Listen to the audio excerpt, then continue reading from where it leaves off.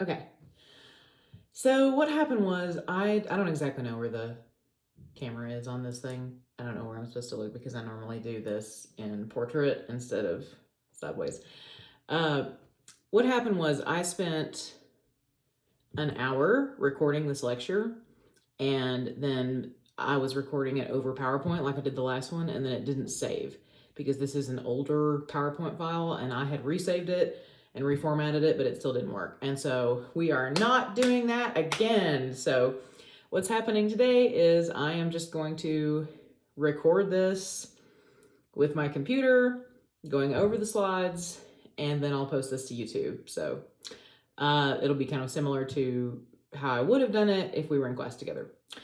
The vibe that I'm getting from all of you right now is that you're overwhelmed.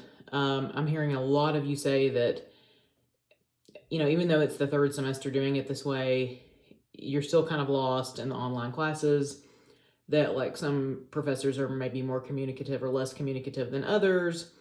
And I am getting like wafting massive amounts of frustration from y'all.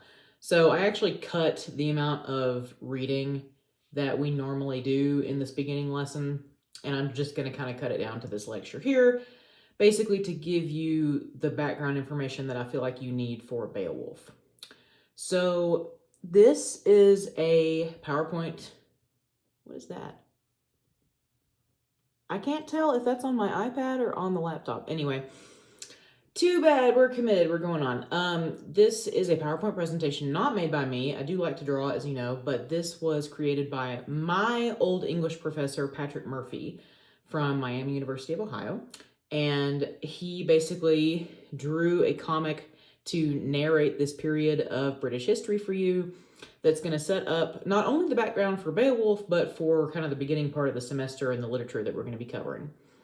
So if you can, I hope you can see it. We'll move it a little closer. These are kind of the characters that are going to be featured: the Celts, the Romans, the Anglo-Saxons, the Vikings, and the Normans.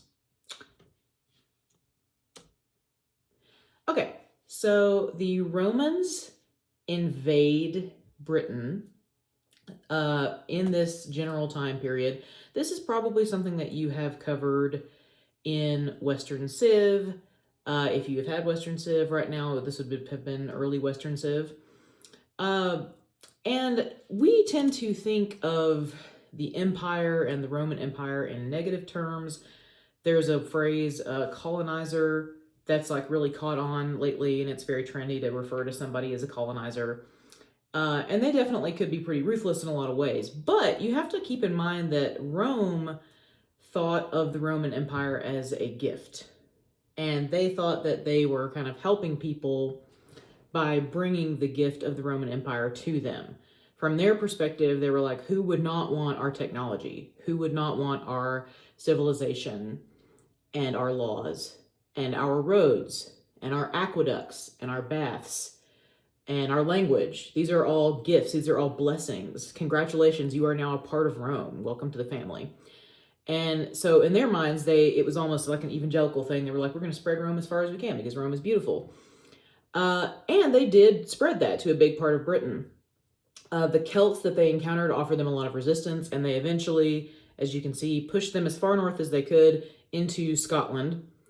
And then they got to a point where they kind of, which they called Caledonia, by the way, and they got to a point where they kind of just gave up, and they were like, okay, we're just going to make a wall to keep the rest of them out, and that wall is Hadrian's Wall.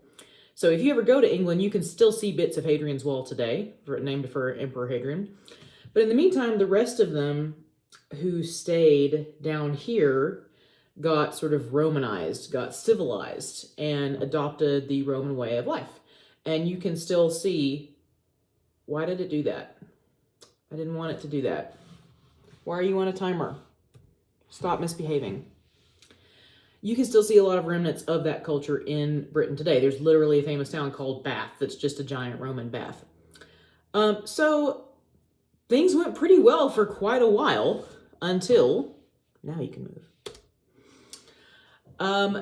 At this point in time, somewhere around, 400, 500 AD, yes, it is technically Common Era. You're supposed to say CE.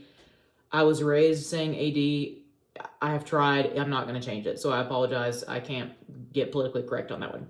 So, but just realize that AD and CE basically mean the same thing, after the birth of Christ. So 400 to 500, around this period of time, the Roman Empire is falling. You have covered that in detail. There are plenty of reasons why. It wasn't just one thing. It's kind of corrupt. It's rotting from the inside out. And at this point, the Romans are like, peace, we're out. We're going to leave. And they do. But the problem is that these civilized Celts are now no longer in possession of the knowledge or weaponry of how to fight. And they need help because these Scots are coming down from the north and terrorizing them and wanting to take back over the land that they got kicked out of. And they're like, oh my gosh, what do? We need serious help.